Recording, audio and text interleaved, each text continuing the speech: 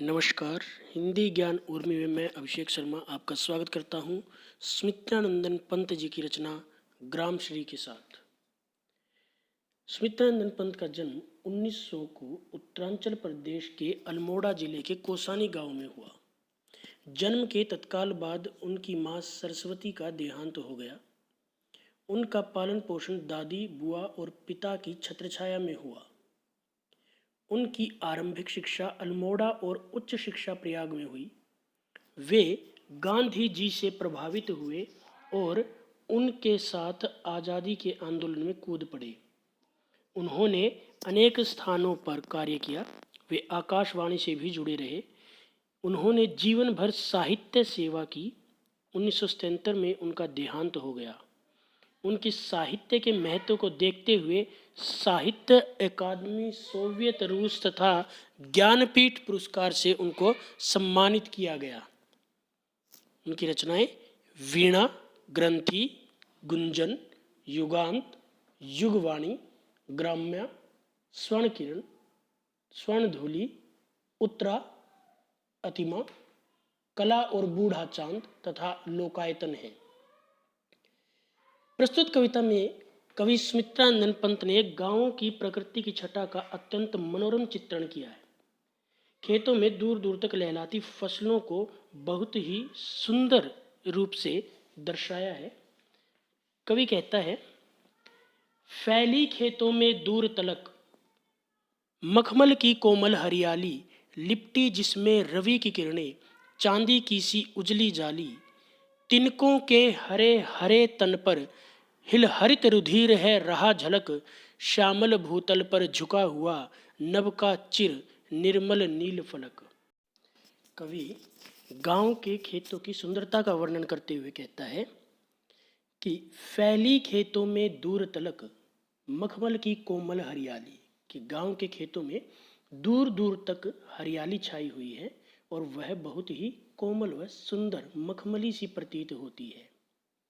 लिपटी जिसमें रवि की किरणें, चांदी की सी उजली जाली, उस हरियाली पर जब सूर्य की किरणें पड़ती हैं तो वह ऐसी प्रतीत होती हैं जैसे चांदी की जाली उज्जवल व चमकदार उस पर पड़ी हुई हो, अर्थात उसकी किरणें चांदी की जाली सी प्रतीत होती हैं। तिनको के हरे हरे तन पर हिल हरित रुधिर है रहा झलक, और तिनको के हरे हरे तन पर अर्थात खेतों में खड़ी फसलों के तिनकों का हरापन ऐसे प्रतीत हो रहा है, हिल हरित रुधिर है रहा झलक, मानो हरा रक्त, हरे रंग का रक्त झलक रहा हो उनमें। श्यामल भूतल पर झुका हुआ नभ का चिर निर्मल नील फलक, और हरी भरी पृथ्वी के तल पर आकाश का नीले रंग का स्वच्छ एवं पावन पर्दा भी झुका हुआ सा प्रतीत होता है। रोमांचित सी लगती वसुधा आई जो गेहूं में बाली, कि वसुधा अर्थात धरती बहुत ही रोमांचित सी हो उठी, अर्थात प्रसन्नता से भर उठी। आई जो गेहूं में बाली, उसके जो गेहूं के पौधों में बालियां निकल आई हों। अरहर सनई के सोने की किंकणियां हैं शोभाशाली, खेतों में उगी अरहर की फलियां और फूल ऐसे लगते हैं मानो सोने से निर्मित सुंदर करघनी धारण कर रखी हो किसी ने। उड़ती भीनी तैलाक्त गंध फैली सरसों पीली पीली, इस प्रकार दूर दूर तक खेतों में पीली पीली सरसों फैली हुई है।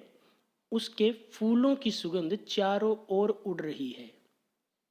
लो हरित धरा से झांक रही नीलम कली तीसी नीली, और इस हरी भरी धरती पर नीलम की सुंदर कलियां और नीले रंग के फूलों से लदी हुई अलसी भी झांकती हुई सी प्रतीत होती हैं। रंग रंग के फूलों में रिलमिल हंस रही सखियां मटर खड़ी। कवि कहता है कि मटर की फसल के पौधों पर तरह तरह के फूल खिले हुए हैं, उनके मध्य मटर की फलियां लटकी हुई हैं।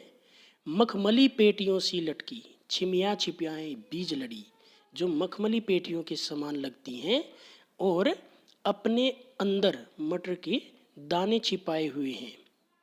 फिरती हैं रंग रंग की तितली, रंग रंग के फूलों पर सुंदर, और विभिन्न प्रकार के विभिन्न रंगों के सुंदर फूलों पर विभिन्न रंगों की सुंदर तितलियां उन पर मंडरा रही हैं। फूले फिरते हैं फूल स्वयं, और फूल स्वयं भी फूले नहीं समा रहे हैं, वो भी अति हर्षित प्रतीत होते हैं।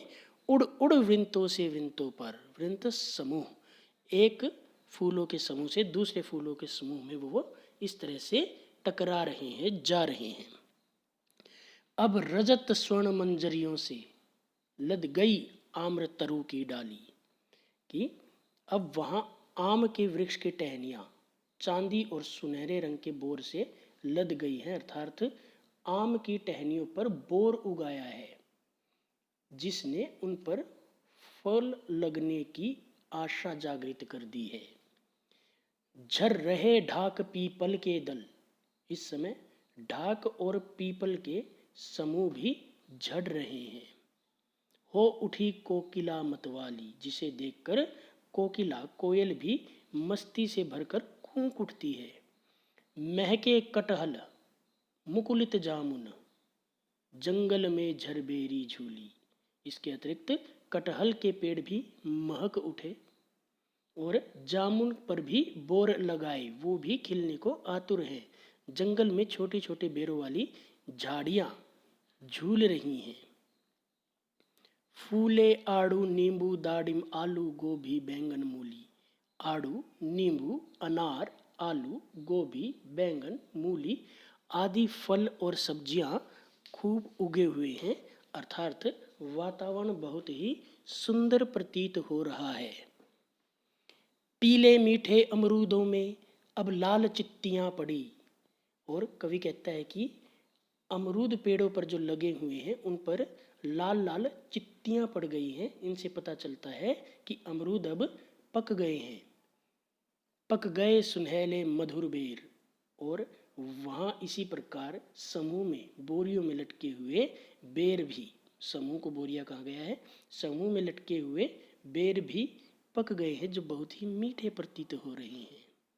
अवली से तरु की डाल, और आंवले के वृक्ष से टहनियाँ भी लदी हुई हैं, अर्थात अत्यधिक मात्रा में आंवले भी लग चुके हैं। लह लह पालक मह मह धनिया, और लहकता हुआ पालक अर्थात खुशबू बखेरता हुआ, लहकता हुआ खुशबू बखेरता हुआ, महकता हुआ धनिया, महकता हुआ धनिया। लौकी और सेम फली फैली, लौकी और सेम की फलियां भी फैल रही हैं। मखमली टमाटर हुए लाल, मिर्चों की बड़ी हरी थैली, और मखमली कोमल टमाटर पककर लाल हो चुके हैं। मिर्चों के पौधों पर भी अत्यधिक बड़ी हरी हरी मिर्चें लगी हुई हैं। बालू के सांपों से अंकित गंगा की सतरंगी रेती, सुंदर लगती सरपत छाई, तट पर तरबूजों की खेती। कि कवि सौंदर्य का वर्णन करते हुए कहता है कि गंगा के किनारे बिछी हुई सतरंगी रेत व हवा के कारण बनी हुई लहरों सांपों के समान लगती हैं। गंगा के तट पर उगी हुई घास अत्यंत सुंदर लगती है, और तरबूजों की फसल वहाँ किसानों ने उगाई हुई है। उंगली की कंघी से बगुले कलंगी सवारते हैं कोई, तिरते जल में सुरखाब पुलिन पर मगर उठी रहती सोई। कहता है कि उंगली की कंघी से बगुले, अपने पाँव के पंजे से अपने सिर की कलंगी संवारते हुए बगुले अत्यंत सुंदर लगते हैं।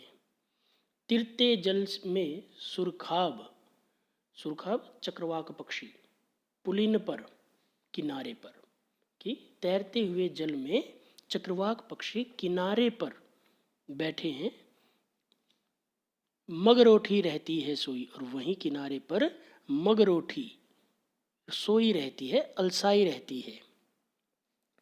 हसमुख हरियाली हिम आतप, सुख से अलसाए से सोए, भीगी अंधियाली में निशी की, तारक स्वप्नों में से खोए। कवि कहता है कि हसमुख हरियाली सर्दी की धूप में ऐसे लग रही है मानो वह धूप सेकने से अलसाई हुई सी है अथवा सोई हुई सी है, और रात के अंधेरे में वही हरियाली भीगी हुई सी लगती है और नीले नभ में रात्रि को चमकते हुए स्वप्नों से खोई हुई लगती है।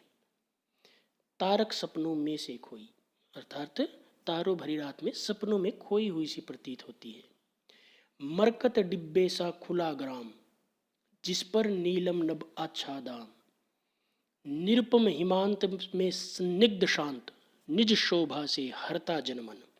कि सर्दी के ऋतु में चमकती हुई धूप गांव में पन्ना नामक रत्न का खुला हुआ डिब्बा सा प्रतीत होता है और उस पर नीले रंग का आकाश छाया हुआ होने के कारण और भी आकर्षक बन पड़ा।